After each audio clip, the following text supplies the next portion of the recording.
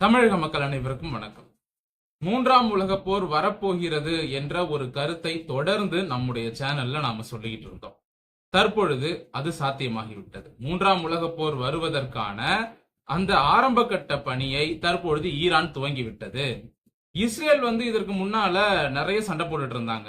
ஆனால் இஸ்ரேல் போட்ட சண்டைக்கும் தற்பொழுது ஈரான் போடுகின்ற அந்த சண்டைக்கும் வித்தியாசம் இருக்கிறது.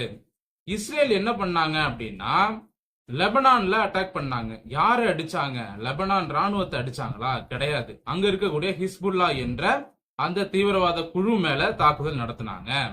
இப்ப காசாவுல அடிச்சாங்க. காசாவுல இருக்கக்கூடிய ஒரு குழு மேலதான் அவங்க தாக்குதல் நடத்தினாங்க. இப்படி இஸ்ரேல் அவர்கள் பக்கத்துல இருக்கக்கூடிய நாடுகள்ல நிறைய போராளி குழு என்ற போர்வையில் ஒளிந்திருக்கக்கூடிய நிறைய தீவிரவாத குழுக்கள் இருக்கு இல்லையா, அந்த குழுக்கள் மேலதான் இஸ்ரேல் தாக்குதல் நடத்தினாங்க. இதை ஏன் நான் தீவிரவாத குழுக்கள் அப்படின்னு சொல்றேன்னா, நம்ம சேனலை தொடர்ந்து பாக்குறவங்களுக்கு தெரியும், இந்த மத்திய கிழக்கு நாடுகள்ல நிறைய இஸ்லாமிய நாடுகள் இருக்கு இல்லையா, இந்த அனைத்து இஸ்லாமிய நாடுகள்லயுமே அந்தந்த நாட்டுக்குள்ள போராளி குழு என்ற போர்வையில் ஆயுதம் தாங்கிய பல குழுக்கள் இருக்கும். இது பாகிஸ்தான்லயும் இருக்கும், ஆப்கானிஸ்தான்லயும் இருக்கும். அனைத்து முஸ்லிம் நாடுகளிலும் இந்த மாதிரி போராளி குழுக்கள் என்ற போர்வையில ஆயுதங்களை கொடுத்து அந்தந்த நாடே சில குழுக்களை வளர்த்து விட்டுருப்பாங்க. இப்ப ஒரு நாடு இருக்குன்னு வைங்களேன், இப்ப லெபனானே இருக்கு. லெபனான்ல ஹிஸ்புல்லா என்ற ஒரு குழுவை அந்த நாடே வளர்த்து இருக்கு ஆயுதம் கொடுத்து. எதனால அப்படின்னா, இப்ப லெபனானுக்கு யாரையாவது அடிக்கணும்னு வைங்களேன், இப்ப இஸ்ரேல் அடிக்கணும் அப்படின்னா லெபனான் என்ன பண்ணுவாங்க, நேரடியாக இஸ்ரேலை அடிக்க மாட்டாங்க. அவங்க நாட்டில் இருக்கக்கூடிய இந்த ஹிஸ்புல்லா போன்ற குழுக்கள் இருக்கு இல்லையா, ஆயுதம் தாங்கிய குழுக்கள், அவங்க கிட்ட சொல்லி அவங்க மூலமா அடிப்பாங்க. ராணுவ தாக்குதல் அவங்க மூலமா தாக்குதல் பண்ணுவாங்க. அப்ப இஸ்ரேல் கேட்கும், அப்ப லெபனான் எங்க மேல தாக்குதல் நடத்துறீங்களா அப்படின்னு கேட்டா அவங்க என்ன சொல்லுவாங்க, லெபனான் நாங்க தாக்குதல் நடத்தலங்க, எங்க நாட்டுல இருக்கக்கூடிய இந்த போராளி குழுக்கள் தான் தாக்குதல் நடத்துறாங்க, எங்களுக்கும் இதுக்கும் சம்பந்தம் இல்ல அப்படின்னு சொல்லுவாங்க. இதே மாதிரிதான் அத்துணை முஸ்லிம் நாடுகளும், இந்த மத்திய கிழக்கு இந்த அரேபியன் கண்ட்ரிஸ் இருக்கு இல்லையா, இங்க இருக்கக்கூடிய அத்தனை முஸ்லிம் நாடுகள்லயுமே போராளி குழு என்ற போர்வையில் நிறைய ஆயுதம் தாங்கிய குழுக்களை அந்தந்த நாடுகளே உருவாக்கி வச்சிருக்காங்க. அவங்க மூலமாகத்தான் இவங்க நிறைய சண்டைகளை தொடர்ந்து போட்டுட்டு இருப்பாங்க. யாரு? இந்த முஸ்லிம் நாடுகள். இப்ப இந்த போராளி குழுக்கள் மேலதான் இஸ்ரேல் தாக்குதலை நடத்தியது. ஆனா தற்பொழுது என்ன பண்ணிருக்காங்க, ஈரான் ஒரு உலக போரை தொடர்ந்து வச்சிருக்காங்க. இதுவரைக்கும் இஸ்ரேல் நேரடியாக நாட்டின் மேல தாக்குதல் நடத்தல. ஆனா இந்த முறை ஈரான் நேரடியாக இஸ்ரேல் என்ற ஒரு நாட்டின் மீது தாக்குதலை நடத்தி இருக்கிறது. அந்த நாட்டுல ஒரு ரயில் நிலையத்துல, இஸ்ரேல்ல ஒரு ரயில் நிலையத்தின் மீது ஏவுகணை தாக்குதல் நடத்தப்பட்டிருக்கிறது. அதுல 30 பேர் உயிரிழந்ததாக ஈரான் அரசாங்கமே தகவலை வெளியிட்டு இருக்காங்க. இப்போ ஈரான் என்ன சொல்றாங்க, நாங்கள் வெற்றி அடைந்து விட்டோம், கடவுளின் பெயரால் நாங்கள் வெற்றி அடைந்து விட்டோம், கடவுளின் ஆசீர்வாதத்தால் நாங்கள் வெற்றி அடைந்து விட்டோம் என்ற ஒரு கருத்தை ஈரான் முன்வைக்கிறது. ஆனா இதுல பிரச்சனையே என்ன அப்படின்னா, இஸ்ரேல் யாரு என்னன்னு தெரியாம ஈரான் கை வச்சுட்டாங்களோ அப்படிங்கிற ஒரு சந்தேகம் எழுகிறது. ஏன் சொல்றேன்னா, இஸ்ரேல் கிட்ட அவங்க ஒரு குட்டி நாடு, 90 லட்சம் பேர் தான் இருக்காங்க. இதை மட்டும் நீங்க பார்க்க கூடாது. இந்த ராணுவத்துல தொழில்நுட்பம் சார்ந்த அனைத்து விஷயங்களிலும் இஸ்ரேல் தான் டாப். இன்னைக்கு உலகத்துல பல நாடுகளோட ராணுவத்துல இஸ்ரேலினுடைய தொழில்நுட்பம் தான் அங்கே வேலை செய்கிறது. டெக்னிக்கலா இஸ்ரேல் ரொம்பவே ஸ்ட்ராங். அதை நாம பார்க்கணும். அதை ஈரான் பார்க்க தவறிவிட்டது அப்படின்னு தான் சொல்லணும். இப்போ ஈரான் இஸ்ரேலை அடிச்சிருக்காங்க. மறுபடியும் என்ன சொல்றாங்க, இஸ்ரேலுக்கு மீண்டும் ஒரு எச்சரிக்கை கொடுக்கிறோம் அப்படின்னு சொல்றாங்க. அது மட்டும் இல்லாம இஸ்ரேல் பதில் தாக்குதல் நடத்தினாங்க அப்படின்னா நாங்க மறுபடியும் ஒரு மிக மோசமான தாக்குதலை நடத்துவோம்னு ஈரான் சொல்றாங்க. இப்போ மூன்றாம் உலக போரை ஈரான் தொடங்கி வைத்து விட்டது. அதாவது இஸ்ரேல் சும்மாவே ஆடுவாங்க. இப்ப அவங்க காலில் சலங்கையை வேற கட்டி விட்டாச்சு. சொல்லவா வேணும்? இன்னும் ஒரு சில தினங்களில் ஈரானுக்கு மிகப்பெரிய அடியை நிச்சயமா இஸ்ரேல் கொடுப்பாங்க. அப்படி இஸ்ரேல் ஈரானுக்கு கொடுக்கக்கூடிய அந்த அடியால இந்தியாவிற்கு மிகப்பெரிய பாதிப்பு வரப்போகிறது. அததான் இந்த சேனல்ல முக்கியமா நம்ம பேச வேண்டிய பாயிண்ட். இந்த இஸ்ரேல் ஈரான் போரால யாருக்கு ஆபத்து அதிகம் அப்படின்னு பாத்தீங்கன்னா இந்தியாவுக்கு தான். என்ன ஆபத்துன்னா, கச்சா எண்ணெய் விலை தாறுமாறா உயரப்போகுது. கச்சா எண்ணெய் தட்டுப்பாடு வரப்போகிறது. நம்ம தான் ரஷ்யா கிட்ட இருந்து அதிகமா கச்சா எண்ணெய் வாங்குறோமே, நமக்கு எப்படி தட்டுப்பாடு எல்லாம் வரும் அப்படின்னு நீங்க நினைக்கலாம். இந்தியா இறக்குமதி செய்யக்கூடிய கச்சா எண்ணெயில 80% கச்சா எண்ணெய் என்பது ஈரானிடம் இருந்து வருகிறது. இதை நாம் புரிந்து கொள்ள வேண்டும். ஒரு 75% வச்சுக்கோங்க. சோ முக்கால்வாசி கச்சா எண்ணெய் என்பது ஈரான் கிட்ட இருந்து வருது. அது மட்டும் இல்லாம ஈரானோட நாம வந்து சபஹார் துறைமுக ஒப்பந்தமும் போட்டிருக்கோம். இந்த சபஹார் துறைமுகம் சம்பந்தமா நம்ம சேனல்ல ஏற்கனவே வீடியோ எல்லாம் போட்டிருக்கோம். இந்த சபஹார் துறைமுக ப்ராஜெக்ட் எந்த அளவுக்கு முக்கியமானது, பாகிஸ்தானை கார்னர் பண்றதுக்கு இந்த துறைமுக ஒப்பந்தமானது மிகவும் முக்கியமானது. அந்த துறைமுகத்தை நாம கையில எடுத்து அங்கு நம்முடைய ராணுவ தளத்தையும் அமைக்க போகிறோம். இந்த ஏற்றுமதி இறக்குமதி எல்லாம் வந்து அந்த சபஹார் துறைமுகம் வழியாக இந்தியா செய்ய போகிறது. சோ பாகிஸ்தானுக்கு செக் வைக்கும் விதமாக இத வந்து இந்தியா கையில் எடுத்திருக்கு. இந்த ப்ராஜெக்டை இன்னும் ஆரம்பிக்கல, கையெழுத்து ஆயிடுச்சு, ஒப்பந்தம் எல்லாம் போட்டுட்டாங்க. ஆனா வேலைகளை தொடங்கல. வேலைகள் தொடங்குவதற்கு ஏற்கனவே பல ஆண்டுகள் தாமதம். இதை வந்து சீக்கிரமா முடிக்கணும் அப்படின்னு இந்தியா வந்து ரொம்ப தீவிரமா வேலை பார்த்தாங்க. ஆனா தற்பொழுது இந்த இஸ்ரேல் ஈரான் போரால இந்த சபஹார் துறைமுக ப்ராஜெக்ட் என்பது மீண்டும் மீண்டும் தள்ளி போயிட்டே இருக்கு. இது இந்தியாவிற்கு மிகப்பெரிய அடி. இப்ப இந்த கச்சா எண்ணெய் தட்டுப்பாடால இந்தியாவில என்ன பிரச்சனை வரும் அப்படின்னா, பெட்ரோல் விலை உயருவதற்கான வாய்ப்புகள் இருக்கு. அது மட்டும் இல்லாம பெட்ரோலை நிறைய பேர் வந்து பதுக்குவதற்கான வாய்ப்புகளும் இருக்கு. கச்சா எண்ணெய் வந்து இப்ப ஈரான் இருந்து முக்காவாசி கச்சா எண்ணெய் நம்ம இறக்குமதி பண்றோம் அப்படின்னா, திடீர்னு ஈரான்ல வந்து போர் நடக்குது. இப்ப இஸ்ரேல் வந்து ஈரானை தாக்குறாங்க அப்படின்னா அவங்க முதல்ல எதை தாக்குவாங்க, இஸ்ரேல் ராணுவம் எதை தாக்கும் ஈரான்ல அப்படின்னு பாத்தீங்கன்னா, அந்த ஆயுத வளம், மன்னிக்கணும், ஆயில் இருக்கு இல்லையா, அந்த கச்சா எண்ணெய் வளம் எந்தெந்த பகுதிகளில் இருக்கோ அந்த பகுதிகளை தான் இஸ்ரேல் ராணுவம் முதல்ல தாக்கும். ஈரானோட மிகப்பெரிய பலமே வந்து அவங்க கிட்ட இருக்கிற அந்த கச்சா எண்ணெய் ரிசோர்ஸ், அதை தான் முதல்ல இஸ்ரேல் தாக்குவாங்க. அதை தாக்கி அழிப்பாங்க. அந்த ஆயில் மூலமாக கிடைக்கக்கூடிய அந்த வருமானத்தை முதலில் தடுத்து நிறுத்துவார்கள். ஈரானால எந்த நாட்டுக்கும் ஆயில் சப்ளை பண்ண முடியாத அளவுக்கு இஸ்ரேல் வந்து அந்த எண்ணெய் வளத்தை முதலில் தாக்கி அழிப்பார்கள். அந்த எண்ணெய் கிணறுகள் இருக்கக்கூடிய பகுதிகள், அந்த எண்ணெய், அந்த கச்சா எண்ணெயை உற்பத்தி செய்யக்கூடிய பகுதிகள்லாம் இருக்கு இல்லையா, அந்த இடங்களை தான் குறி வச்சு இஸ்ரேல் தாக்குவாங்க. ஏன்னா அப்பதான் ஈரானோட பொருளாதாரம் என்பது சரியும். ஈரானோட வருமானம், பொருளாதாரம் சரிஞ்சாதான் அவங்களால போர்ல வந்து ஆயுதத்தை வாங்க முடியாது. ராணுவத்தை செயல்படுத்துவதற்கு பணம் தேவைப்படும். அந்த பணம் அவங்க கிட்ட இருக்காது. சோ பொருளாதாரத்தை தான் முதல்ல அடிப்பாங்க இஸ்ரேல்.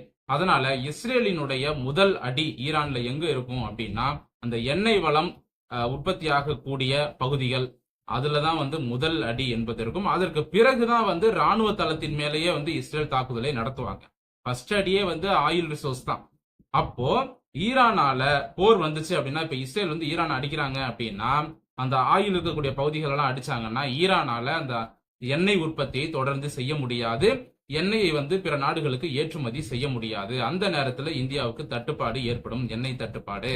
இப்ப இதனை சரி செய்வதற்கு இந்தியா என்ன பண்ணுவாங்க, இன்னும் பிற நாடுகள்லாம் இருக்குல்ல, சவுதி இருக்கு, இன்னும் பிற இஸ்லாமிய நாடுகள்லாம் இருக்கு, எண்ணெய் வளம் மிக்க நாடுகள், அங்க வந்து ஒப்பந்தம் போடுவாங்க. அங்க வந்து ஒப்பந்தம் போட்டு அங்கிருந்து ஆயில கொண்டு வரணும். அதுக்கெல்லாம் வந்து சில காலம் பிடிக்கும்.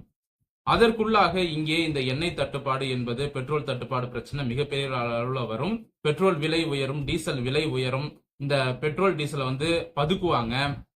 பெட்ரோல் டீசல் கிடைக்காம மக்கள் தடுமாறுவாங்க. இப்பவே வந்து ஈரான்ல எல்லா பெட்ரோல் பங்க்லயும் வந்து பொதுமக்கள் வண்டி வாகனத்தோட நின்றுட்டு இருக்காங்க, வரிசையில நிக்கிறாங்க. ஏன்னா எண்ணெய் வாங்குவது, பெட்ரோல் வாங்குவதற்காக நின்றுட்டு இருக்காங்க. பெட்ரோல் டீசல் வாங்கி வாங்கி ஈரான் மக்கள் பதுக்க ஆரம்பிச்சிட்டாங்க. எதனால அப்படின்னா, இஸ்ரேல் தாக்குதல் நடத்த ஆரம்பிச்சாங்கன்னா நமக்கு பெட்ரோல் கிடைக்காது, டீசல் கிடைக்காது அப்படின்னு ஈரான் மக்களே தெரிஞ்சுக்கிட்டு தற்பொழுது அந்த ஈரான் மக்கள் என்ன பண்றாங்க, பெட்ரோலை பதுக்க ஆரம்பிச்சிட்டாங்க. இன்னைக்கெல்லாம் பாத்தீங்கன்னா ஈரான் முழுக்க நிறைய கார்கள் பெட்ரோல் பங்க்ல வரிசை கட்டி நிக்குது. பெட்ரோல் போடுவதற்கும் நிறைய கேன் எல்லாம் எடுத்துட்டு வராங்க பெட்ரோலை பிடிக்கிறதுக்கு. அந்த அளவுக்கு ஈரானோட நிலைமையே வந்து இப்ப மாறி இருக்கு. ஈரான் மக்களே புரிஞ்சுக்க ஆரம்பிச்சிட்டாங்க. அப்போ ஈரான் கிட்ட இருந்து பெட்ரோல், கச்சா எண்ணெய் வாங்கக்கூடிய நம்ம நிலைமை எப்படி இருக்கும்னு யோசிச்சு பாருங்க. இந்தியா உடனடியாக இதை புரிந்து கொண்டு வேற ஒரு நாட்டோடு ஒப்பந்தம் போட்டு உடனடியாக கச்சா எண்ணெய் இறக்குமதி செய்வாங்களா? அப்படி செஞ்சா ஈரானை பகச்சிக்கிற மாதிரி இருக்கும். சோ இந்தியா வந்து இந்த விஷயத்தை எப்படி கையாள போறாங்கன்னு தெரியல. இல்ல ஈரான் கிட்ட இருந்து கச்சா எண்ணெய் வாங்குறத நிப்பாட்டிட்டு முழுவதுமாக ரஷ்யா கிட்ட இருந்து அதிக கச்சா எண்ணெயை வாங்குவதற்கு இந்தியா முயற்சி செய்யலாம். அப்படி இல்லையா, இன்னும் பக்கத்துல சவுதி உள்ளிட்ட பல நாடுகள் இருக்கு, அந்த நாடுகளோட ஒப்பந்தம் போட்டு கச்சா எண்ணெயை வாங்கலாம். இந்த நேரத்துல கச்சா எண்ணெயோட விலையை வந்து மற்ற பிற கச்சா எண்ணெய் உற்பத்தி செய்யக்கூடிய நாடுகள் வந்து விலையை ஏத்துனாங்கன்னா, ஏன்னா இந்தியா வந்து அதிக மக்கள் தொகை கொண்ட நாடு உலகத்திலேயே. அப்ப அதிகமான கன்சியூமர்ஸ் வந்து இருப்பாங்க. ஆயில் கன்சியூம் பண்ற மக்கள் வந்து அதிகமா இருக்காங்க. அதனால விலையை வந்து திடீரென உயர்த்தினாங்க அப்படின்னா இந்தியாவால ஒண்ணுமே செய்ய முடியாது. கச்சா எண்ணெயை வாங்க வேண்டிய கட்டாயத்தில் இந்தியா இருக்கிறது. அதனால இந்தியா வாங்கித்தான் ஆகணும் அப்படின்னு சொல்லி எண்ணெய் உற்பத்தி செய்யக்கூடிய நாடுகள் எண்ணெய் விலையை ஏற்றினாலும் அது ஆச்சரியப்படுறதுக்கு இல்ல. இதனால நம்ம நாட்டு மக்களுக்கு நம்ம என்ன சொல்றோம் அப்படின்னா, விரைவில் பெட்ரோல் டீசல் தட்டுப்பாடு என்பது வரவிருக்கிறது. இந்த இஸ்ரேல் ஈரான் போர் தொடர்ந்து நடந்துச்சு அப்படின்னா இந்த எண்ணெய் தட்டுப்பாடு என்பது நிச்சயமாக வரும். அதனால பொதுமக்கள் எச்சரிக்கையாக இருந்து கொள்ளுங்கள் என்பதுதான் வந்து இந்த பதிவுல சொல்லக்கூடிய முக்கியமான கருத்தாக இருக்கிறது. இஸ்ரேலினுடைய அடி என்பது ஈரானுக்கு மிகவும் ஒரு எப்படி சொல்றது, ஒரு சக்தி வாய்ந்த ஒரு பலமான அடியா இருக்கும்.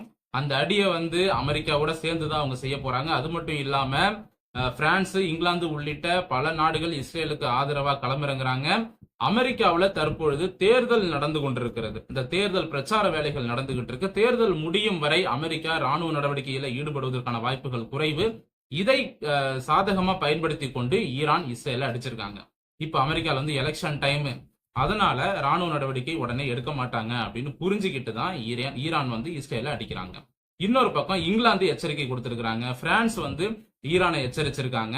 அது மட்டும் இல்லாம லெபனான்ல கிட்டத்தட்ட 20,000க்கும் மேற்பட்ட பிரான்ஸ் நாட்டு மக்கள் இருக்காங்க. அந்த மக்களை காப்பாற்றுவதற்காக பிரான்ஸ் அரசாங்கம் ஒரு பெரிய கப்பலை வந்து லெபனானுக்கு அனுப்புறாங்க. இப்போ இஸ்ரேல் வந்து கூப்பிட்டாங்க அப்படின்னா உதவிக்கு ஓடி வருவதற்கு அமெரிக்கா வரும், இங்கிலாந்து வரும், பிரான்ஸ் வரும், ஜெர்மனி வரும். இப்படி பல ஐரோப்பிய நாடுகளும் அமெரிக்க நாடுகளும் இஸ்ரேலுக்கு ஆதரவாக வரும். ஆனால் ஈரானுக்கு ஆதரவாக யார் வருவாங்க அப்படிங்கறதுதான் இங்க பிரச்சனை. ஏன்னா ஈரானுக்கு ஆதரவாக இஸ்லாமிய நாடுகளே வரமாட்டாங்க. ஈரான்ல வந்து ஷியா முஸ்லிம் அதிகமாக இருக்கிறார்கள். இப்ப பாகிஸ்தான்ல சன்னி முஸ்லிம் அதிகமா இருக்காங்க. சவுதி, துபாயில சன்னி முஸ்லிம் அதிகமா இருக்காங்க. சன்னி முஸ்லிமுக்கும் ஷியா முஸ்லிமுக்கும் வந்து ஆகாது. ஷியா முஸ்லிம் அதிகமாக இருக்கக்கூடிய ஈரானுக்கு ஆதரவாக சன்னி முஸ்லிம் நாடுகள் வரமாட்டாங்க. அதனாலதான் பாகிஸ்தானே இந்த விஷயத்துல வாய மூடிக்கிட்டு இருக்காங்க. இப்போ துபாய், சவுதி போன்ற பல இஸ்லாமிய நாடுகள் ஈரானுக்கு ஆதரவா வராததுனால ஈரான் வந்து தனியா நின்று தான் சண்டை போட வேண்டிய ஒரு கட்டாயத்துல இருக்காங்க. ரஷ்யாவும் வருவதற்கான வாய்ப்புகள் குறைவு ஈரானுக்கு ஆதரவாக. ஏன்னா அவங்க ஆல்ரெடி உக்ரைன் போர்ல இருக்காங்க. அதனால கூடுதலாக ஈரானுக்கு ஆதரவாலாம் படையை அனுப்ப மாட்டாங்க. அங்க வந்து சண்டை ஒரு பக்கம் போயிட்டு இருக்கு. சைனா வருவாங்களா அப்படின்னு பார்த்தா சைனா நிச்சயமா வரமாட்டான். சைனா எப்பவுமே முதுகுல குத்துற ஒரு ஆளு. எப்படின்னா அதாவது முகத்தை வெளியில காட்டாம சூழ்ச்சி பண்ணி சண்டையை மூட்டி விட்டுட்டு உட்காந்து வேடிக்கை பார்க்கிற ஒரு ஆள் தான் சைனா. சரிங்களா? கிட்டத்தட்ட அமெரிக்காவுக்கு ஈக்குவலா இருக்கிற மாதிரி. அமெரிக்கா கூட சில நேரங்கள்ல இறங்கி அடிக்கும். ஆனா சைனா ஒருபோதும் இறங்கி அடிப்பதற்கான வாய்ப்புகளே கிடையாது. சைனா வந்து ஈரானுக்கு சப்போர்ட்டாவும் வரமாட்டாங்க. அதனால இந்த போரில் இந்த இஸ்ரேல் விரித்த வலையில், இஸ்ரேலும் அமெரிக்காவும் சேர்ந்து விரித்த வலையில் ஈரான் மாட்டிக்கொண்டது என்பதுதான் நிதர்சனமான உண்மை. ஈரான் இந்த வலையில சிக்கிட்டாங்க. இதுல இருந்து வெளியே வருவாங்களா? இப்போ 3ஆம் உலக போர் ஆரம்பிச்சது. இப்ப இஸ்ரேல் வந்து பதிலுக்கு ஈரான் அடிக்கிறாங்க. இன்னும் பல நாடுகள் ஈரானுக்கு ஆதரவா வருது, இஸ்ரேலுக்கு ஆதரவா பல நாடுகள் வருது. இந்த சண்டை பெருசாகுது அப்படின்னா நாளைக்கு யார குத்தம் சொல்லுவாங்க அப்படின்னா ஈரானை தான் குத்தம் சொல்லுவாங்க. ஏன்னா இஸ்ரேல் வந்து இந்த குழுக்கள் மேலதான், இந்த ஆயுதம் தாங்கிய குழுக்கள் மேலதான் தாக்குதல் நடத்தினாங்க. நாட்டு ராணுவத்து மேலேயோ மக்கள் மேலேயோ தாக்குதல் நடத்தல. ஆனா நீங்க நேரடியாக இஸ்ரேல் மக்கள் மீது தாக்குதல் நடத்தி விட்டீர்கள் அப்படின்னு சொல்லி ஈரானை தான் எல்லாருமே குறை சொல்லுவாங்க. அதனால ஈரான் இஸ்ரேல் விரித்த வலையில் சிக்கிவிட்டது. இதற்கு பிறகு இஸ்ரேல் என்ன செய்வாங்க, அமெரிக்கா என்ன செய்வாங்க அப்படிங்கறத நாம பொறுத்திருந்து தான் பார்க்கணும். இந்த போரானது உலகப்போர் வரைக்கும் போகுமா, உலகப்போர் வருமா என்பதையெல்லாம் நாம் பொறுத்திருந்துதான் பார்க்க வேண்டும். ஆனா இந்தியாவிற்கு இந்த கச்சா எண்ணெய் மூலமாக மிகப்பெரிய பிரச்சனை என்பது காத்துக் கொண்டிருக்கிறது. இந்த பதிவு இப்படி முடிவடைகிறது. இந்த பதிவு பற்றிய உங்களுடைய கருத்துக்களை கமெண்ட் செக்ஷன்ல தாராளமா பதிவு செய்யலாம். மீண்டும் அடுத்த நல்ல பதிவோடு உங்களை வந்து சந்திக்கிறேன். நன்றி, வணக்கம்.